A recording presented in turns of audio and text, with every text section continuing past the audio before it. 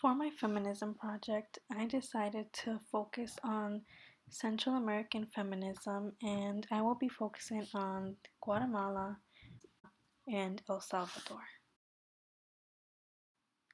While doing research for this project, I found out that for Central America, there isn't a certain aim for all of the countries, but it's more towards every country has their own aim towards feminism. And the aim for feminism in El Salvador is abortion. Um, so I will be talking about the abortion side of feminism in El Salvador first.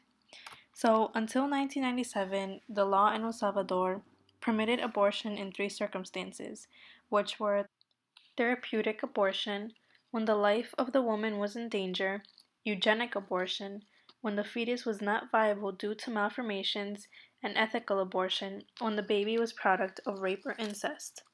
However, in 1998, under all circumstances, it was outlawed.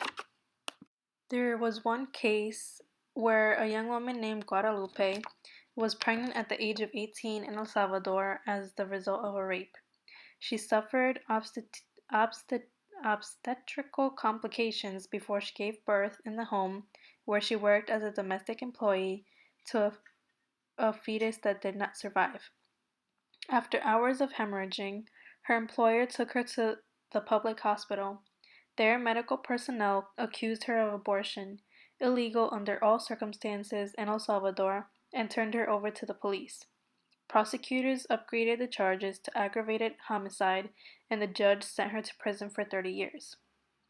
With the support of a Salvadorian feminist group, which is called La Agrupación Ciudadana por la Despenalización del Aborto, which is Citizen Group for the Discriminalization of Abortion, Guadalupe was granted a pardon and freed from prison in February 2015 after serving more than 7 years.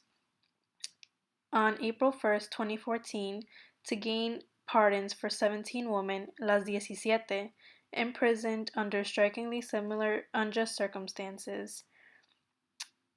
This happened with the release of Guadalupe and another one that was serving the sentence of 15 to 40 years. Now I will talk about how in Guatemala women don't really know what feminism is.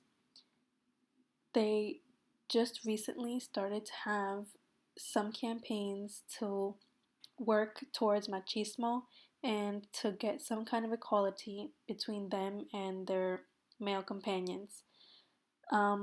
Women's inequality has had a negative impact on Guatemala's development, particularly as about a third of Guatemalan households are supported by women. While women represent 50.85% of the Guatemalan population of 10.2 million and 60% of the working population in both formal and informal sectors, they make up only 19% of the economical active population in the formal economy. Women have higher unemployment rates than men, and only 22,000 women collect a pension as compared to 71,000 men. Also, in Guatemala's education, while Guatemalans on average complete 2.7 years of education, for women this figure is merely rounded to 1.3 years.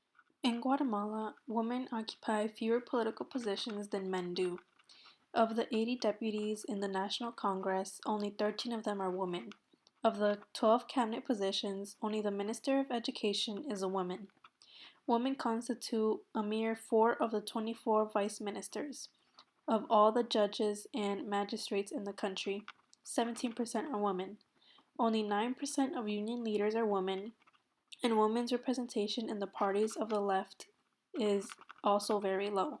If a woman wants to participate in the formal economy, she will often have to obtain permission from her father or husband in order to do so.